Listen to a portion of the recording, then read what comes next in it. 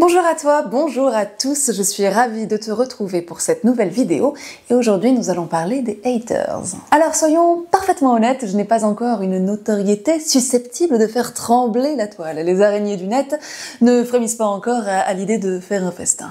Et pourtant, il m'est déjà arrivé d'avoir quelques petites interactions marquantes sur des vidéos qui ont fait un petit peu plus de buzz que les autres. C'est pourquoi aujourd'hui je fais cette vidéo sur les haters, mais surtout essentiellement sur les jugements d'une manière générale sur internet et sur le pourquoi il est important de ne pas leur accorder trop de crédit. Sur internet, beaucoup de gens s'autorisent à dire ce qu'ils pensent habituellement tout bas ou ce qu'ils se gardent bien de dire tout du moins par politesse ou par retenue dans la vie de tous les jours. Toutes ces pensées qui migrent de leurs esprits directement dans leurs petits doigts pour aller danser sur un clavier qui au départ n'a rien demandé. Ces jugements sont parfois éclairés mais néanmoins ils sont surtout très souvent hâtifs et ils ont aussi régulièrement un point commun, c'est qu'ils manquent d'empathie. Notamment, il n'y a pas que ça, il n'y a pas que ça, mais disons que l'empathie c'est quand même un petit point commun où souvent il n'est pas trop dans la réflexion, quoi. Le fait de ne pas voir la personne cible de ces mots-là rend le jugement plus ou moins désincarné. On se rend pas toujours compte qu'on parle vraiment à un vrai humain. Mais une critique, même anonyme, peut faire mal parce que derrière un écran, il y a toujours quelqu'un. Et là, je ne t'apprends rien. Quoique maintenant, c'est plus toujours très vrai parce qu'il y a aussi les intelligences artificielles. Il y a aussi des gens qui disent il s'appelle Monique, mais en fait il s'appelle Robert. Mais c'est quand même quelqu'un, donc quelque part ça joue. Bref, t'as compris l'idée. Personnellement, je trouve que les réseaux sociaux ne font pas briller les plus belles qualités de l'être humain, et c'est dommage parce qu'il y en a plein. Mais au contraire, ils semblent plutôt encourager nos faiblesses, comme l'ego qui voudrait avoir raison, ou cette étrange tendance qui consiste à rabaisser l'autre pour se donner l'impression de s'élever soi-même. C'est-à-dire que si dans l'eau tu as Marcel et Monique, et que Monique appuie sur la tête de Marcel pour faire couler Marcel, elle va peut-être avoir le sentiment effectivement qu'elle a pris du galon et qu'elle a pris de la hauteur. Mais pas du tout, c'est juste Marcel qui est en train de dire bonjour aux poissons. T'as pas monté le niveau, Monique, hein? Tu t'es pas élevée, Monique. À aucun moment, Monique. Redescends, Monique. Ou lâche Marcel. Va se noyer, quand même. Et c'est précisément ce mécanisme que j'aimerais aborder ici, aujourd'hui. Pourquoi certaines personnes préfèrent descendre les autres pour, en apparence, s'élever elles-mêmes. C'est aussi vrai dans les conversations courantes, hein, bien sûr. C'est pas que sur Internet. Des individus comme ça, t'en trouves aussi très bien dans la vie de tous les jours. Mais disons que sur Internet, c'est quand même... voilà, ça pousse comme des pâquerettes, quoi, c'est-à-dire. Donc si toi-même tu es un haters, les prochaines minutes risquent de piquer un petit peu, parce qu'on va remettre les égos droit à leur place et les blessures bien dans la lumière. Et en revanche, si tu es concerné par le hating sur Internet, ça va peut-être te faire du bien de te dire que finalement, c'est peut-être pas toi le problème. Je te fais ça en 6 points. C'est pour les haters.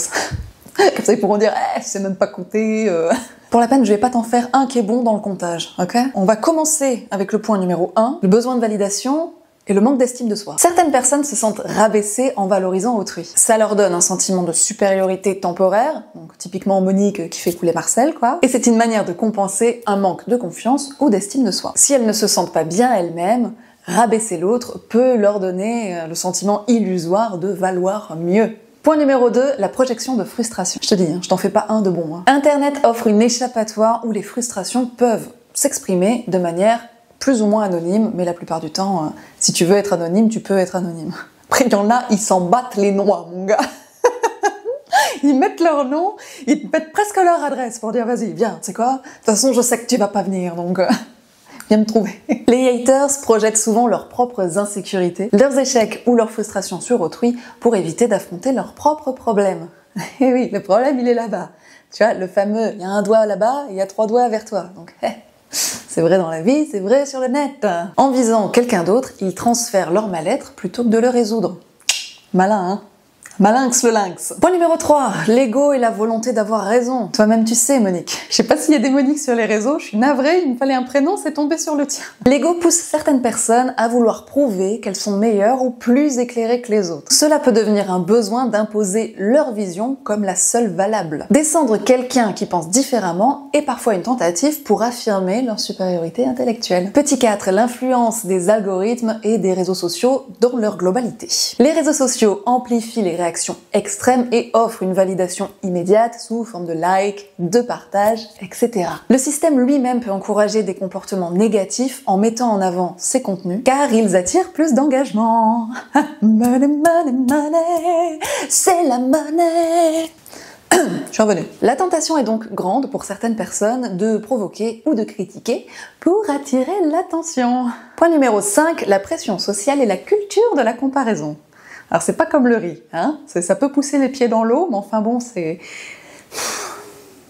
Culture de la comparaison, culture du riz, laisse tomber. Aujourd'hui, on se compare constamment les uns avec les autres. Cette pression pour briller peut créer une forme de ressentiment envers ceux qui ont tendance à réussir, ou qui semblent réussir en tout cas. Dans un contexte de comparaison permanente, certaines personnes vont donc avoir tendance à rabaisser les autres pour minimiser ce décalage et préserver leur propre valeur perçue. Et enfin 6, l'absence de conséquences directes en ligne. L'anonymat et la distance permettent de s'exprimer sans subir les conséquences directes de nos propos. Dans le monde réel, ces comportements sont souvent atténués par les confrontations en face à face et par les conséquences directes. Typiquement, ma main dans ta face, mon pied dans ton En ligne, cette barrière n'existe pas, ce qui laisse le champ ouvert à l'expression des critiques, même sans fondement. J'aurais pu dire ça, et mon pied dans ton fondement.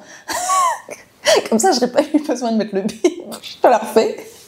Ma main dans ta face, mon pied dans ton fondement. Finalement, comprendre ces mécanismes peut nous aider à prendre du recul. Ces comportements, souvent révélateurs d'une souffrance intérieure, nous montrent qu'au fond, ces attaques ne nous sont pas véritablement adressées. Et cela peut transformer notre perception. Au lieu de nous sentir diminués par ces jugements, on peut les observer avec empathie, voire même avec détachement. Alors ça, c'est le niveau master. Du coup, tu vas me dire, qu'est-ce qu'on fait face aux haters? Ignorer, répondre, ignorer. Ignorer peut sembler plus sage, bien que parfois une réponse réfléchie et posée peut désamorcer la situation.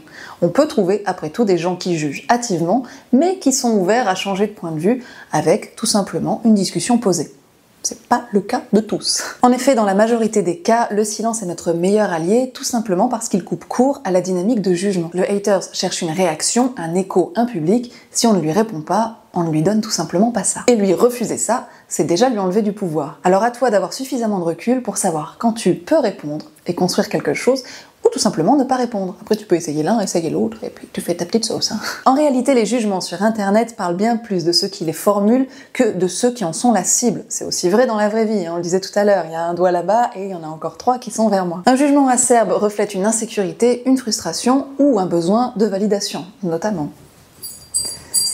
Le fait d'être jugé devient moins une attaque personnelle que le symptôme de quelque chose qui ne nous appartient pas. En fin de compte, ne perdons pas de vue que la meilleure réponse est de rester nous-mêmes et veillons simplement à faire le distinguo entre une critique constructive et un épanchement de haine. Néanmoins, les deux sont plutôt faciles à dissocier et cela ne demande pas des heures d'investigation. Prends soin de toi et des autres, je t'invite à t'abonner à la chaîne si c'est pas encore fait et surtout je compte sur vous tous pour répandre des good vibes dans tout l'espace commentaire. Bisous tout le monde, à bientôt, tchuss!